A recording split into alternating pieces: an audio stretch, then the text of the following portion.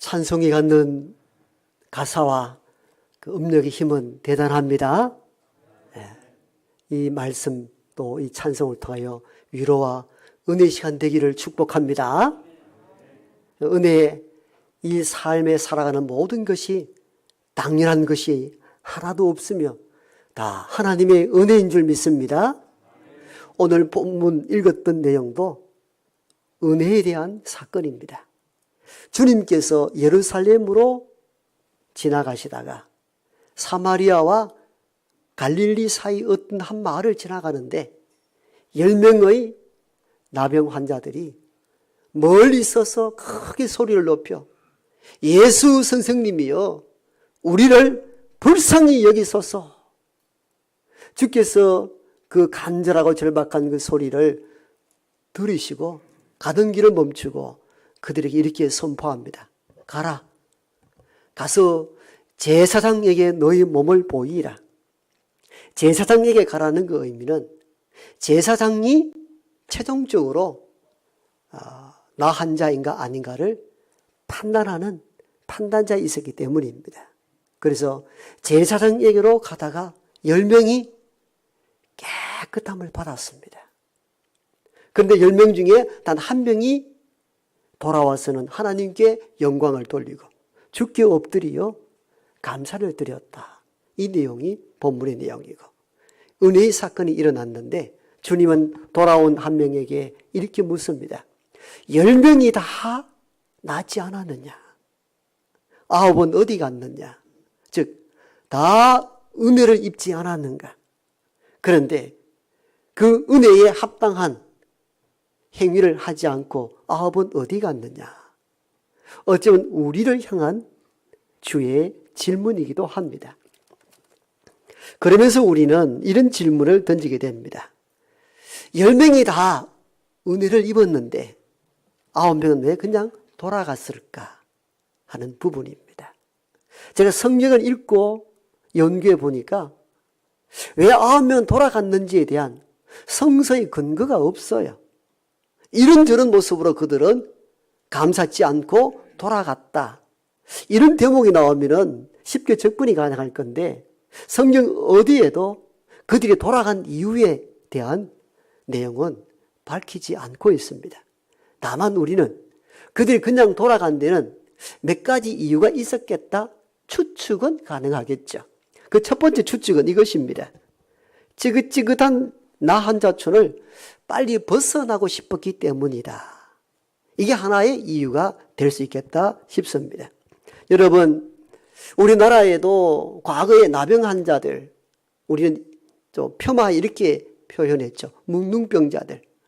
어떤 특별한 시설이 마련되어 있지 않았을 때, 즉 전라도 소록도에 나 환자들을 위한 특별한 병원 시설이 없었을 때는 그냥 동네에 집에 머물 수 없어서 이 마을 저 마을 다니면서 밥을 구걸하여 살았던 사람들이 대부분 나 환자들이었습니다.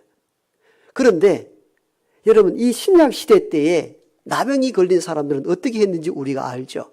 벤허라는 영화에 보면은 그들이 머무는 곳이 어떤 야외 토굴 현장인 것을 보게 됩니다.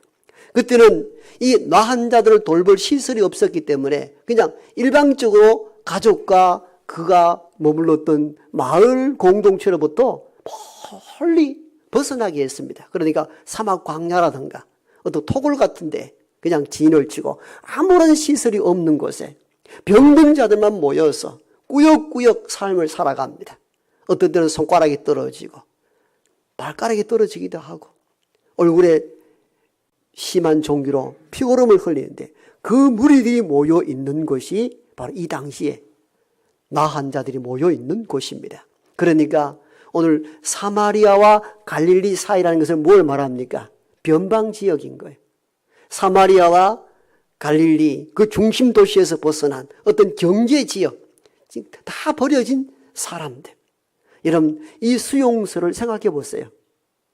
몸이 이제 깨끗해졌습니다. 돌아가고 싶겠습니까? 돌아가고 싶지를 않았을 것입니다. 군대 다녀온 분들은 여담삼아 이런 이야기를 하잖아요. 내가 근무했던 곳을 향하여 오줌도 누기 싫다고. 그런 이야기. 찌긋찌긋하다는 겁니다. 국방의 의무를 지는 신성한 의무도 그렇게 이해하는데 나 환자촌을 상상해 보십시오. 어떻게 돌아가고 싶었겠습니까? 그래서 돌아가지 않고 그것을 탈출했기 때문에 그들은 돌아와 하나님께 영광을 돌리고 주께 엎드려 감사치 못했던 이유가 아닌가, 이런 추측이 사실상 가능합니다. 두 번째, 그들이 그냥 돌아간 이유는 아마 오랫동안 이별했던 가족을 만나고 싶었기 때문이 아닐까, 이런 생각도 해봅니다. 얼마나 기뻤겠습니까? 우리가 기쁜 일이 있으면 어떻습니까? 막 가족에게 달려가서 이 기쁨을 알리고 싶잖아요. 아마 그런 이유 때문에 돌아와 감사치 못했지 않는가, 이런 추측을 하게 되는데, 이 추측도 말 그대로 추측일 뿐이고 성서의 근거는 없습니다. 그러나 그들이 9명이 왜 돌아와 감사치 않고 돌아갔는가에 대한 성서적 근거가 하나 있는 게 있습니다. 그건 바로 이 부분입니다. 9명은 주께로부터 받은 은혜를 당연히 여겼기 때문이라는 추측입니다. 이건 성서적 추측인데 왜 그런가 하면은 병이 10명이 다 나았습니다. 돌아와서 감사한 인물은 성경에 누구라고 표현되어 있습니까? 누굽니까? 사마리아인이고, 이 사마리아인을 18절에서는 이방인이라 이렇게 표현합니다. 18절 그대로 읽어드리면요, 이 이방인 외에는 하나님께 영광을 돌리려 온 자가 없느냐. 사마리아인을 이방인이라 표현합니다. 그러면은 돌아간 9명은 이방인이라는 것입니까? 아니라는 것입니까? 아니라는 것이 확실하죠. 그럼 이방인이 아니라면 누굽니까? 유대인이죠. 이방인들은 내가 이방인이라 말하지 않습니다. 이방인이란 이 단어 자체도 유대인이 쓰는 용법입니다. 즉 유대인은 우리만이 하나님의 선택된 백성이다. 그러므로 우리 유대인 이외에는 다 이방인이다, 이렇게 판단을 했었죠. 그러므로 오늘 본문에서 사마리아인을 이 이방인 외에 돌아와 하나님께 영광 돌리는 자가 없더냐, 이 말은 나머지 9은 이방인이 아니고 정통 유대인임에 확실합니다. 그러면 9명의 유대인은 왜 그냥 돌아갔느냐는 거예요. 유대인들은 선민의식이 강했죠. 선민의식이라는 것은 하나님이 선택한 백성이라는 겁니다. 이 세상에 여러 부족, 여러 민족이 있는데 그 많은 부족과 민족 가운데 특별히 선택되어 하나님 백성된 이들이 있는데 이가 이스라엘인, 유대인이라는 것입니다. 그러므로 유대인들은 이방인에 비해서 우월의식을 갖고 살았습니다. 하나님이 우리를 특별히 사랑한다는 것, 우리만을 특별히 구원한다는 이 강한 선민의식이 있었기 때문에 하나님이 베푼 은혜조차도 당연히 받아들일 수 있는 것이죠. 당연한 것으로. 이게 특별한 선물이나 은혜가 아니라 우리가 유대인으로서 하나님의 특별한 선택된 백성이니까 하나님의 은혜도 당연한 것으로 받아들이는 거예요. 당연한 것으로 받아들일 때에 감사가 사라질 수 있습니다. 당연한 거니까. 내가 받아도 될 만한 것으로 당연한 것으로 여길 때는 우리는 감사할 수가 없습니다. 보다 쉽게 설명을 해드릴게요. 자, 나병이 걸려서 이 동네 저 동네 다니면서 구걸하여 누구 집에 찬밥 한 덩이라도 얻어 먹으면 고맙습니까? 안 고맙습니까? 고맙지요. 제 어릴 때만 해도 시골에 가끔 그런 분들이 오면은 어떻게 했어요? 돌을 던지기도 하고 모래를 덮어 씌우기도 했습니다. 동네에 들어오지 못하게 했습니다. 그런데 어떤 이들은 그런 나병 환자를 잘 다듬어서 이렇게 음식을 내주는 분들이 있죠. 여러분, 나병 환자로서 거지꼴로 사는 사람들에게 찬밥 한 덩어리도 감사합니다. 예, 내가 누릴 수 없는 걸 누렸으니까. 그런데 여러분, 유복한 부모가 있는 가정에 자녀들은 진수성찬을 차려주어도 감사가 없습니다. 왜요? 아들로서 딸로서 당연히 받아야 된다고 생각하기 때문에 진수성찬을 차려주어도 맛이 있니 없니 이렇게 이야기하죠. 감사를 모르잖아요. 엄마 이 반찬 맛이 없어. 싱거워 짜. 그런 얘기 안 합니까? 감사가 많습니까? 맛이 있니 없니 이 얘기 많이 합니까? 여러분 감사가 없이 당연한 것으로 받아들이잖아요. 왜? 내가 부모의 자녀니까 그렇게 받아들이는 거예요. 우리의 믿음의 삶 속에 감사가 없는 많은 이유 중 가장 큰 이유가 뭔지 아세요? 오늘 저와 여러분들에게 주어진 모든 것을 은혜가 아니라 당연한 것으로 받기 때문입니다. 그러니까 감사가 없는 거예요. 제 어릴 때만 하더라도 명절날 여러분 삼색 줄이 들어간 추리링 한 벌 줘도 얼마나 좋아했는지 몰라요. 어머니 감사합니다. 감사합니다. 근데 요즘은 명품 나이키를 사줘도 어떻게 얘기합니까? 엄마 뭐 색깔은 뭐 이런 걸 사가 왔나? 이때 묻고 사지. 이렇게 한다니까 이 나쁜 놈들. 여러분 그래 안 합니까? 디자인이 이렇니?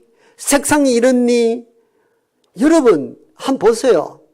우리 때는 메이크 없는 운동화 사줘도 저는 명절날 제일 싫은 게 오른쪽 왼쪽이 똑같은 신발을 사주는 경우. 옛날에 시장 가면 난전에 왼쪽 그러니까 오른발 신으면 이렇게 틀려가잖아요. 그러다 이놈의 자식이 없는 거 싫어도 좋다 해라. 여러분 그렇게 해도 고맙고 감사했는데 지금은요 명품을 사줘도 감사를 모릅니다. 왜? 당연하게 여기기 때문이에요. 여러분 신앙생활 당연하게 여기면은 감사가 없어져요. 감사가 없어져요. 그렇다면은 돌아온 한 명은 왜 감사했을까? 왜 돌아와 하나님께 영광을 돌리고 죽기 엎드려 감사했을까요? 노래 가사처럼 내게 일어난 이 일이 당연한 것이 아니요 하나님의 은혜임을 깨달았기 때문입니다. 은혜를 알 때 이게 내게 주어진 특별한 선물로 인식될 때에 감사가 넘치게 되는 것입니다. 오늘 돌아온 한 사람이 누구라 그랬습니까? 사마리아인인데 오늘 본문 18절에서는 이를 지칭하여서 이방인이라 이렇게 표현합니다. 여러분 사마리아인은 원래 이방인이 아닙니다. 북이스라엘의 후손입니다. 우리가 다 알잖아요.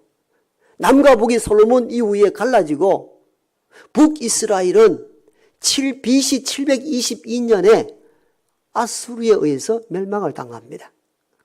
아수르 제국은 식민 정책을 어떻게 쓰는가 하면은 북이스라엘 수도인 사마리아 도시에 흩어져 있는 이방 민족들을 그 속으로 이주를 시킵니다. 이주를 시키면 어떻게 됩니까? 혼합이 되어버리죠. 북이스라엘 출신 백성들과 이방인들 간에 혼혈이 일어나게 되고 거기서 하나님 신도 믿고 이방이 가져온 신도 믿고 혼합 종교에 빠지게 됩니다. 여기서 파생된 후손이 사마리아인이며 누가복음에서는 이들을 이방인이라 이렇게 표현합니다. 원래 이방인이 아니죠. 유다의 형제 나라이기도 합니다.